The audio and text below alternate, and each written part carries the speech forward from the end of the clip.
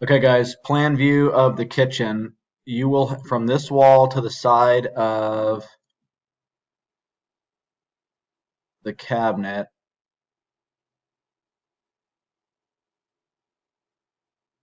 right there is 36 inches.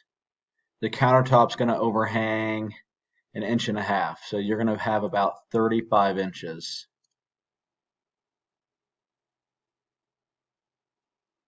The back of this sink cabinet, you can see the column here, so the back is in line with the back of the column, so it's not pushing into this room much, which shorten up our space in between these two.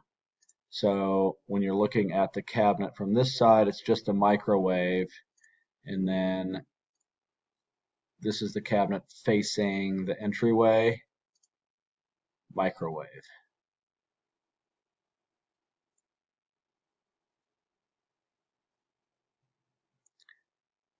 Undermount sink, the sink, if this is 24, this one's 24, there'll be an inch and a half or so filler here, so this will look centered in between the column and the end of the cabinet.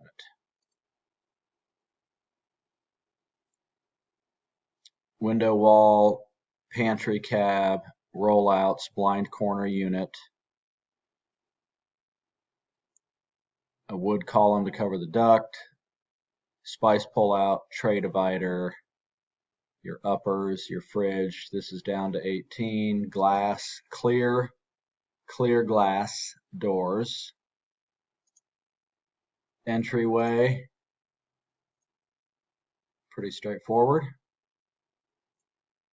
Laundry, when you walk into the laundry from the hallway, entryway, this is on the right. A hanging rod here. Base cabinets. Washer and dryer wall, the sink, and your added uppers. Master stayed as is. These are the lines for the plumbing. One ends here, the other ends here, so that one's good. Guest bath was increased to 42 inches. Now, right about there. So the inside, these are wider now, 12 and a half. So the inside of that drawer box, that's the inside over here, about 9 3/8, 9 1/4. So if that's the case, this is the current stub out for the plumbing, which is in the drawer stack, which won't work, obviously. So that some of that plumbing is going to have to be pulled over. That's what this note is for.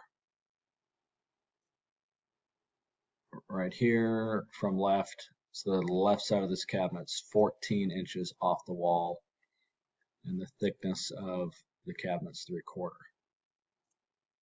All right, let me know. Thanks.